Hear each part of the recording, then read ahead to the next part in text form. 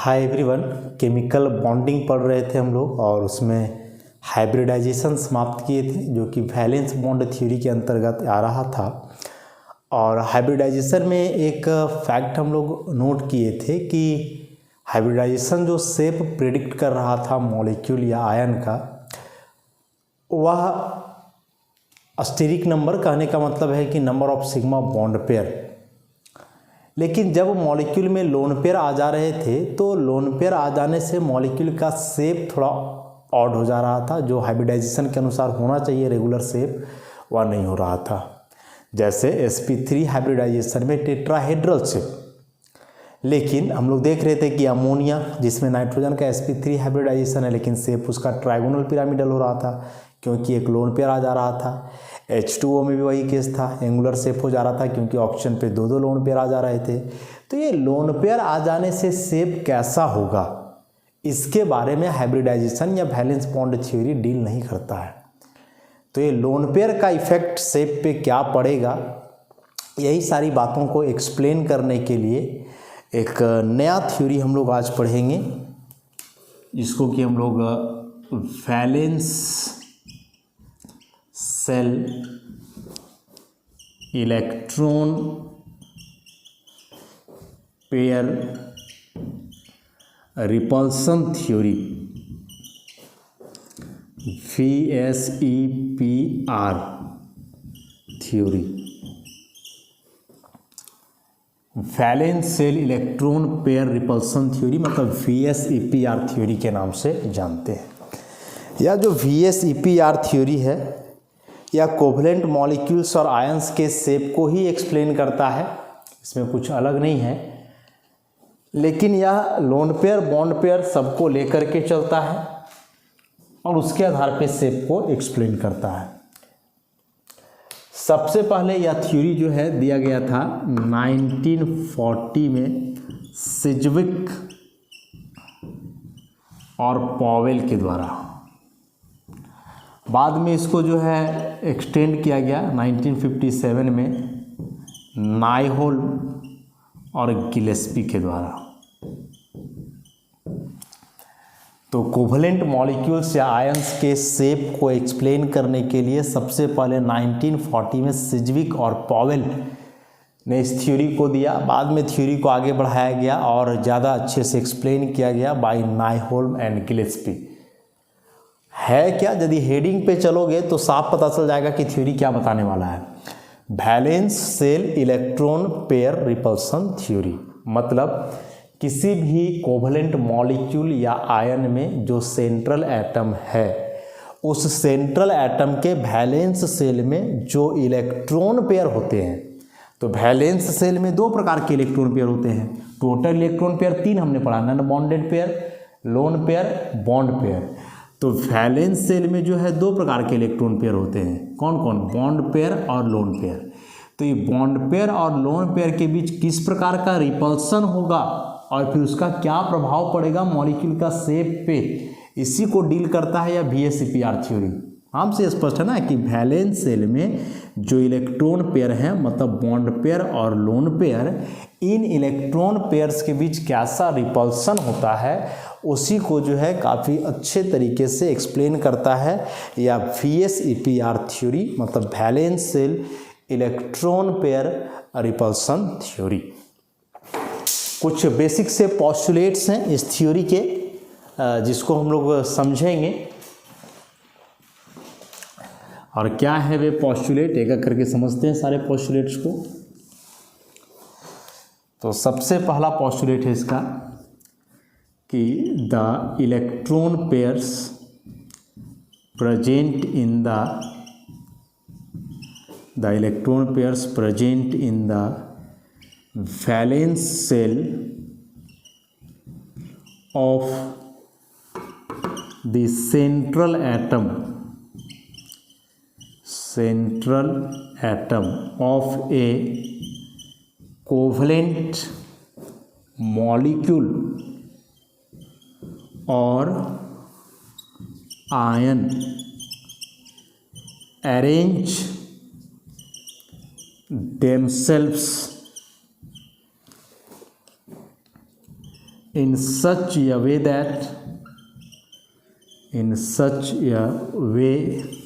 that there is minimum repulsion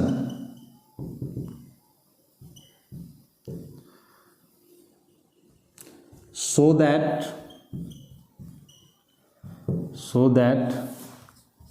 the system has minimum energy and hence maximum stability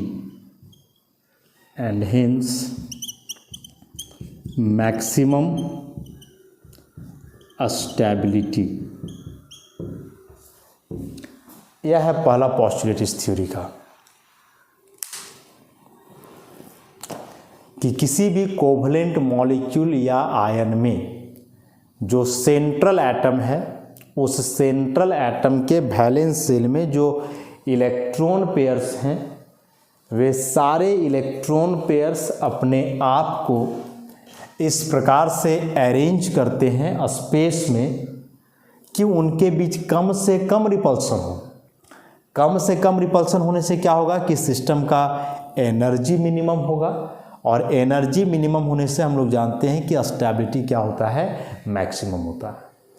तो किसी भी covalent molecule या ion का जो सेंट्रल एटम है और उस सेंट्रल एटम के वैलेंस शेल में जो इलेक्ट्रॉन पेयर्स हैं वे सारे इलेक्ट्रॉन पेयर्स अपने आप को इस प्रकार से अरेंज करते हैं कि उनके बीच कम से कम रिपल्सन हो ताकि उस मॉलिक्यूल आयन का एनर्जी मिनिमम हो और स्टेबिलिटी उसका क्या हो जाए, मैक्सिमम।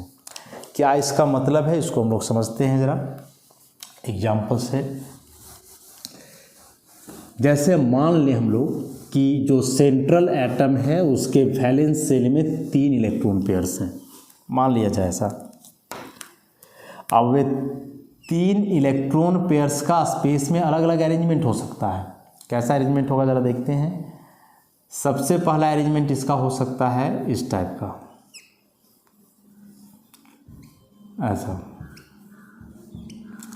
ऐसा अरेंजमेंट है। कहने का मतलब कि यह ट्राइगोनल प्लानर वाला है, ट्राइगोनल प्लानर वाला है। और जानते हैं हम लोग बखूबी यहाँ एंगल कितना होता है, 120 डिग्री होता है। तो एक अरेंजमेंट यह हो गया। अगला अरेंजमेंट इसका कुछ इस प्रकार से हो, मान लें दिस इज ट्राइगोनल पिरामिडल और यहाँ जो एंगल होता है तकरीबन 109 डिग्री के आसपास होता है। और एक अरेंजमेंट ऐसा मान लें हम लोग,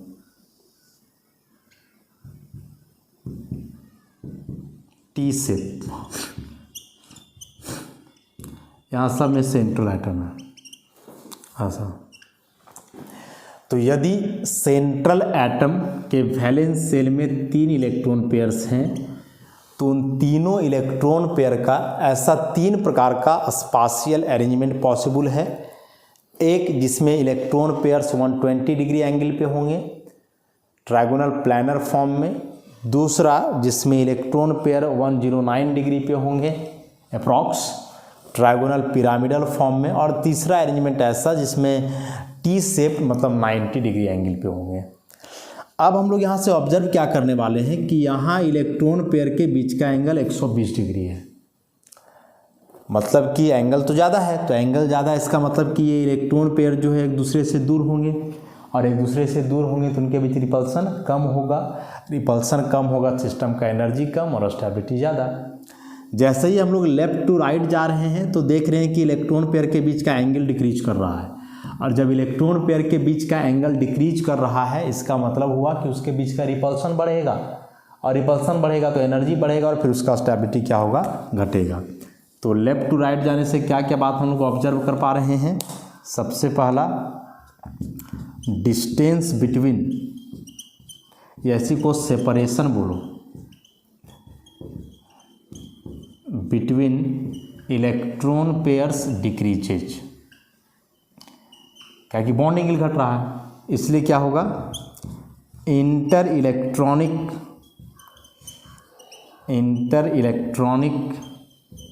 रिपल्सन इंक्रीजेज। और जब इंटर इलेक्ट्रॉनिक रिपल्सन बढ़ेगा तो energy of the system increases. और सिस्टम का जब एनर्जी बढ़ेगा तो स्टेबिलिटी घटेगा और stability of the system decreases.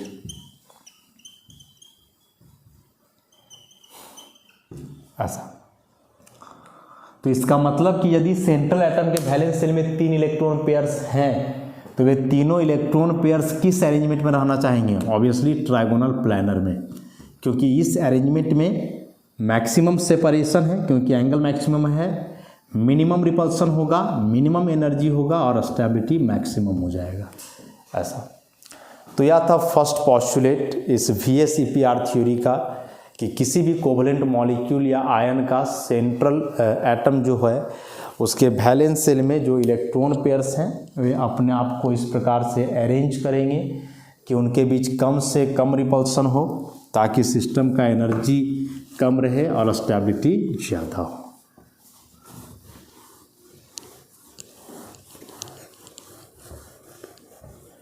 अगला पॉस्टुलेट जो है इस VSEPR थ्योरी की वह है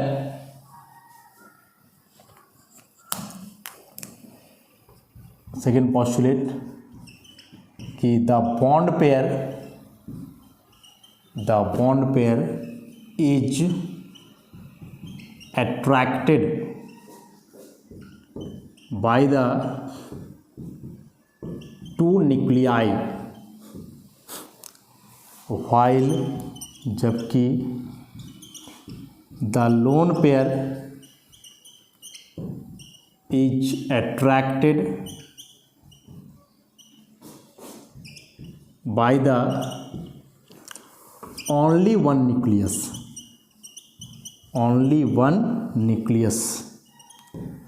बॉन्ड पेयर हमेशा दो न्यूक्लियाई के द्वारा अट्रैक्ट होता है, जबकि लोन पेयर मात्र एक न्यूक्लियस के द्वारा अट्रैक्ट होता है। इसीलिए therefore lone pair occupies greater angular space around the CMI than bond pair। ऐसा। क्या इसका मतलब हुआ? तो जैसे मान लें कि A और B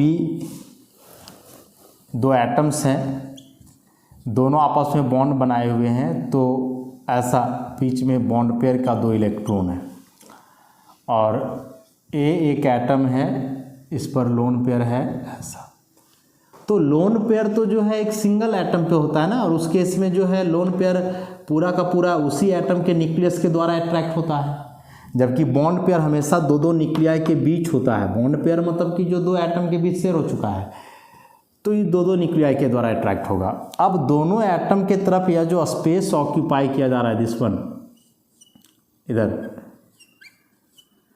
this is called angular space, this is called angular space. उसी प्रकार से यहाँ ये जो इस जगह से लेकर के इस जगह तक है, this one, this is called angular space. अब आप ही देखो कि किस में एंगुलर स्पेस ज़्यादा है। ऑब्वियसली इस लोन पेयर में, लोन पेयर देख लो यहाँ से यहाँ तक की जगह ऑक्यूपाई कर रहा है, कि बॉन्ड पेयर थोड़ा थोड़ा है, थोड़ा सा इधर है और थोड़ा सा इधर है। तो वही बोल रहा है कि लोन पेयर केवल एक न्यूक्लियस के द्वारा अट्रैक्ट होता है, जबकि बॉन्ड पेयर दो न्यूक्लियाई के बीच रहता है, तो दो न्यूक्लियाई के द्वारा अट्रैक्ट होता है। अब चूंकि लोन पेयर एक न्यूक्लियस की ओर कंसंट्रेटेड है, इसलिए यह ज़्यादा जगह घेरता है किसके तुलना में? बॉन्ड पेयर के तुलना में, जो कि दो न्यूक्लियाई के बीच है। और इस स्पाशियल अरेंजमेंट या स्पेस का ऑक्यूपेशन के आधार पे हम लोग रिपल्सन को प्रेडिक्ट करते हैं। तो इस आधार पर हम लोग लिख सकते हैं कि therefore the lone pair causes greater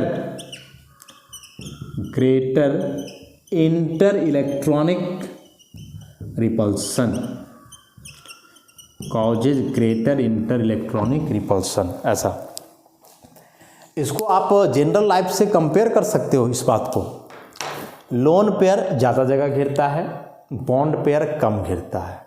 जो ज़्यादा जगह घेरेगा वो रिपल्सन भी ज़्यादा करेगा। जैसे आप इमेजिन करो कि कहीं बैठे हुए हो या बाइक पे जा रहे हो, सपोज अब बाइक पे 3 लोग जा रहे हो, तीनों यदि पतले दुबले हो मतलब जो कम जगह घेरते हो, जिनका एंगुलर स्पेस कम है, तब उतना दिक्कत नहीं होगा। दिक्कत होगा क्योंकि 3 लोग जा रहे हो तो दिक्कत तो होना ही है, लेकिन उतना दिक्कत नहीं होगा। लेकिन इसको अब ऐसे सोचो कि जो 3 लोग जा रहे हो एक काफ़ी हट्टे कट्टे लोग हो, अब मोटा है जो ज़्यादा जगह घेर रहा है, तो ज़्यादा जगह घेर रहा है, एंगुलर स्पेस ज़्यादा, तो उस केस में जब 3 लोग बाइक पे जाएंगे तो कितना परेशानी होगा आप इमेजिन कर सकते हो सकता है एक आध को टंकी पे बैठ जाना पड़े, होता ही है ऐसा। तो ये जो ज़्यादा जगह घेरने वाले लोग हैं इनसे ज़्यादा रिपल्सन होता है, ये ज़्यादा दबाते हैं, किसी को ज़्यादा दूर करते हैं, और जो कम जगह घेरता है उससे रिपल्सन कम होता है। अब चूंकि लोन पेयर ज़्यादा जगह घेर रहा है बॉन्ड पेयर की तुलना में, इसीलिए लोन पेयर से रिपल्सन ज़्यादा होता है in comparison to bond pair, याद रखोगे। तो उस हिसाब से यदि इंटर इलेक्ट्रॉनिक रिपल्सन को प्रिडिक्ट करें हम लोग, तो मैक्सिमम रिपल्सन होगा 2 लोन पेयर के बीच, उससे कम होगा 1 लोन पेयर 1 बॉन्ड पेयर के बीच, और सबसे कम रिपल्सन होगा 2 बॉन्ड पेयर के बीच। ऐसा lone pair repulsion is maximum followed by lone pair bond pair repulsion, and the minimum repulsion is found between 2 bond pairs.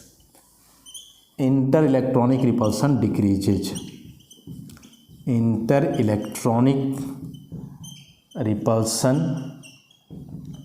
Decreases, ऐसा ये बात होगा। इसमें आप इसको फिर से एक एग्जांपल से समझ सकते हो कि 2 लोन पेयर के बीच मैक्सिमम रिपल्सन है, उससे कम है 1 लोन पेयर 1 बॉन्ड पेयर, और सबसे कम रिपल्सन है 2 बॉन्ड पेयर के बीच। कैसे समझोगे इसको? याद करो, जब लोन पेयर बॉन्ड पेयर के बारे में बता रहे थे तो लोन पेयर को कंपेयर किए थे एक बेरोजगार आदमी से, बॉन्ड पेयर को कंपैरिजन किए थे एक रोजगार युक्त व्यक्ति से, कि जो रोजगार में लगा हुआ है, काम में लगा हुआ है बॉन्ड पेयर, और जो फालतू का है कि काम करने लायक था लेकिन काम नहीं कर रहा है तो बेरोजगार हुआ। लोन पेयर बेरोजगार इलेक्ट्रॉन्स होते हैं, वैलेंस सेल के हैं, बॉन्ड बनाना चाहिए था उनको लेकिन नहीं बनाते हैं। बॉन्ड पेयर वैलेंस सेल के थे और बॉन्ड बना रहे हैं, तो लोन पेयर को हम लोग बेरोजगार इलेक्ट्रॉन बोल रहे थे और बॉन्ड पेयर को रोजगार वाला। अब आप जरा अपने जनरल लाइफ से इसको कंपेयर करो। सबसे ज़्यादा जो लड़ाई झगड़ा होता है वह 2 बेरोजगार लोगों के बीच होता है, क्योंकि बेरोजगार हैं, उनका कोई काम है नहीं, और कोई काम नहीं है तो क्या करेंगे, आपस में लड़ते झगड़ते रहेंगे। तो मैक्सिमम जो लड़ाई झगड़ा होता है, जो शोर हंगामा होता है, वह 2 बेरोजगार लोगों के बीच होता है।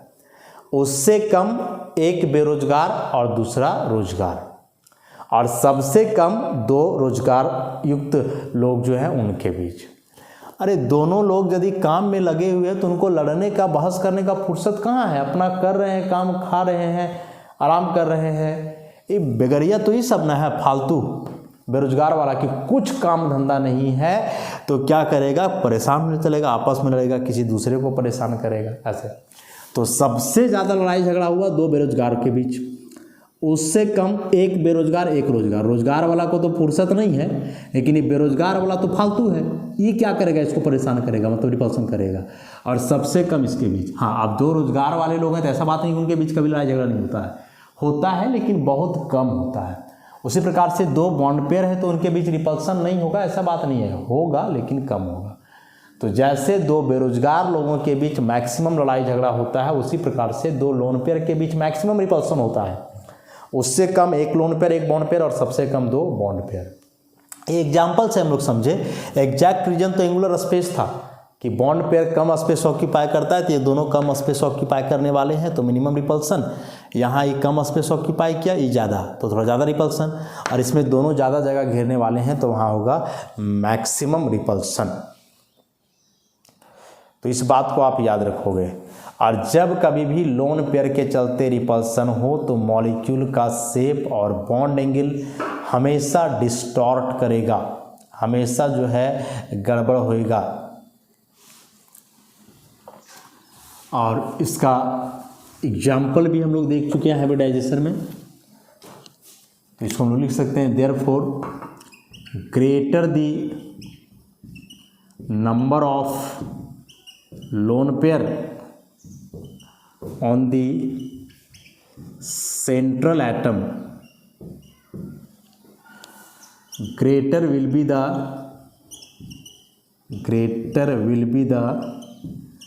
deviation of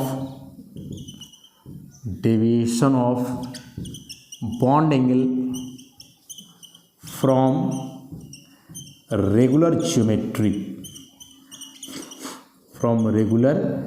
geometry, जैसे CH4 की बात करें हम लोग, तो यहाँ एंगल होता था 109 डिग्री 28 मिनट्स। वही हम लोग अमोनिया मॉलिक्यूल की बात करें तो यहाँ जो होता था वह हो रहा था 107 डिग्री 48 मिनट्स, और एक H2O ऐसा, यहाँ एंगल हो रहा था 104.5 डिग्री। हाइब्रिडाइजेशन चूँकि हम लोग देख चुके हैं, और उसमें क्या देखें कि ये जो तीन मॉलिक्यूल्स हैं CH4, NH3, H2O, इन तीनों मॉलिक्यूल्स का जो हाइब्रिडाइजेशन है वह सेम था। इसमें कार्बन का sp3, यहाँ नाइट्रोजन का भी sp3, सेम ऑक्सीजन का भी sp3। यहाँ ये सभी बॉन्ड पेयर के इलेक्ट्रॉन हुए, ऐसा ये सभी बॉन्ड पेयर के इलेक्ट्रॉन हुए, और ये सभी लोन पेयर के हैं। इलेक्ट्रॉन चाहे बॉन्ड पेयर का हो चाहे लोन पेयर का हो, रिपल्सन होता ही है।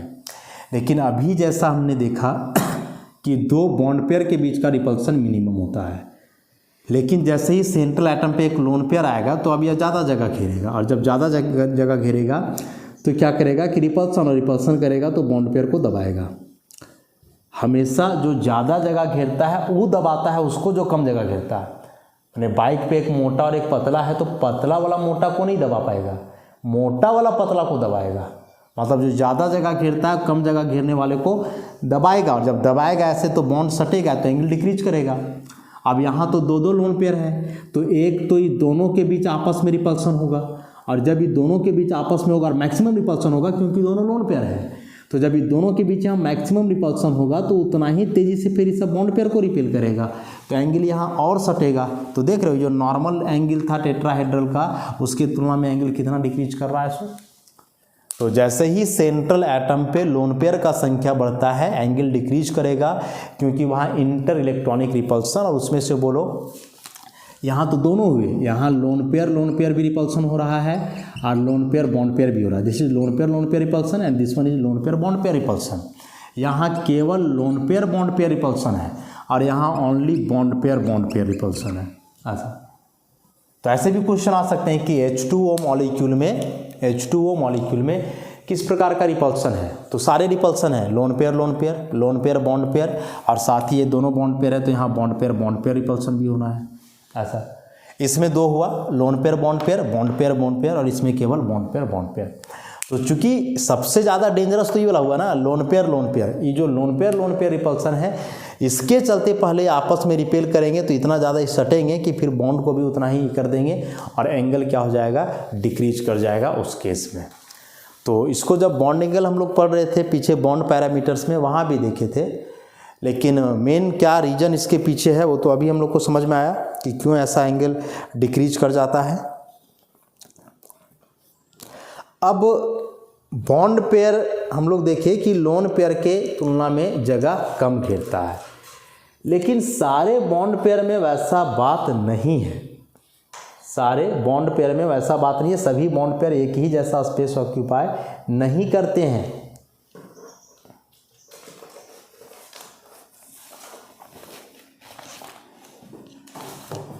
तो अगला पोस्टुलेट जो इसका है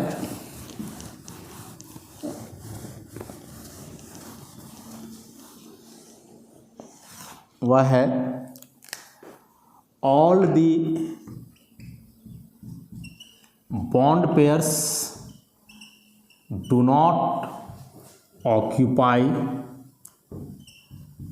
the same angular space। सारे बॉन्ड पेयर एक ही जैसे एंगुलर स्पेस ऑक्यूपाई नहीं करते हैं। Around the central atom, around the central atom the bond pair attached to a less electronegative substituent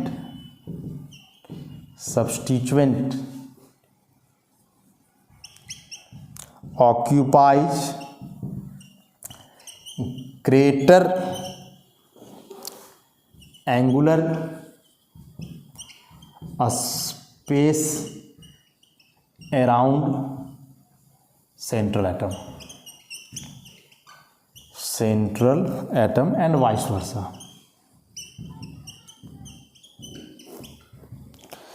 क्या इसका मतलब हुआ समझोगे आप?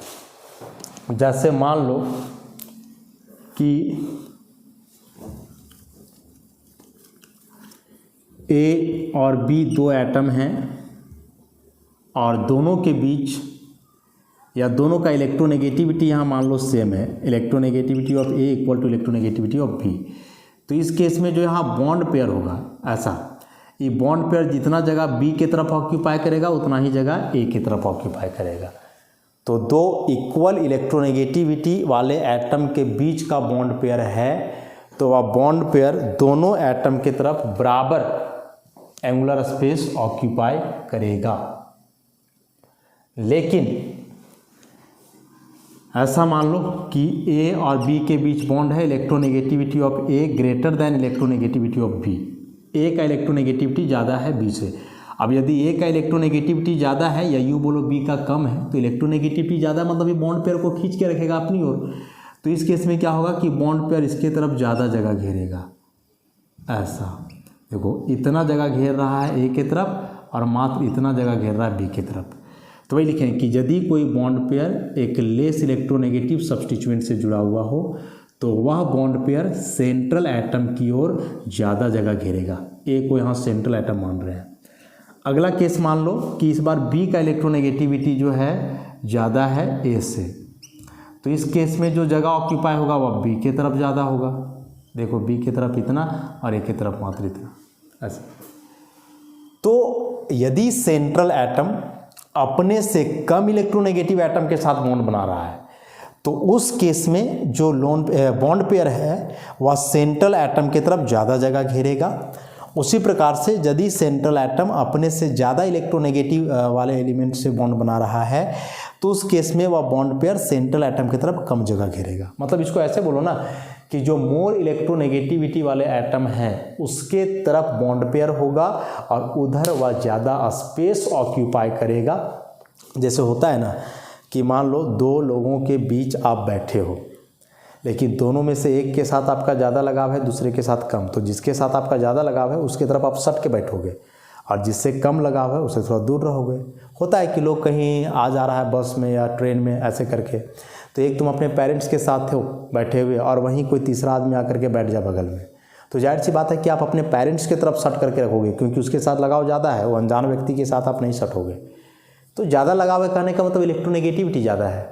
उसी प्रकार से कि जो ज़्यादा इलेक्ट्रोनेगेटिविटी है बॉन्ड पेयर उसी के तरफ होगा और उस केस में वह जगह जो है वैसे ही ऑक्यूपाई करेगा वहाँ।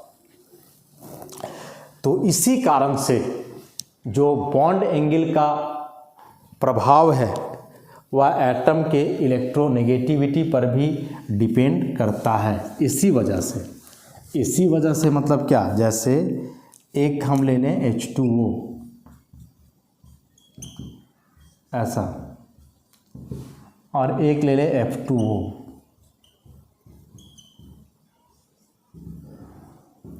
ऑक्सीजन हाइड्रोजन में ऑक्सीजन ज़्यादा है तो बॉन्ड पेयर इसके तरफ लाई करेगा और इसके तरफ लाई करेगा तो ज़्यादा जगह घेरेगा और ज़्यादा जगह घेरेगा तो यहाँ रिपल्सन ज़्यादा होगा, तो एंगल अधिक 104.5 डिग्री। और यहाँ है कि इस बार फ्लोरीन का ज़्यादा है तो इस बार बॉन्ड पेयर इधर ज़्यादा जगह घेरेगा, इसके तरफ कम, तो यहाँ उतना रिपल्सन नहीं होगा, तो बॉन्ड थोड़ा सट करके रहेगा और एंगल जो है कम होगा 103.2 डिग्री ऐसा। तो यह जो देख रहे हो इलेक्ट्रोनेगेटिविटी का वेरिएशन, इसको ऐसे ही एक्सप्लेन करोगे आप। यहाँ शेप तो सेम है लेकिन यहाँ ऑक्सीजन का ज़्यादा है तो बॉन्ड पेयर ऑक्सीजन की तरफ रहेगा तो इधर ज़्यादा जगह घेरेगा तो रिपल्सन ज़्यादा, इसलिए एंगल थोड़ा अधिक हो जाएगा। और यहाँ बॉन्ड पेयर फ्लोरीन की तरफ जाएगा, उधर ज़्यादा जगह घेरेगा, ऑक्सीजन की तरफ कम घेरेगा तो रिपल्सन कम होगा, तो बॉन्ड थोड़ा सटा हुआ रहेगा तो एंगल जो है सो कम होगा ऐसा। तो ये थे 3 पोस्टुलेट्स इस VSEPR थ्योरी के।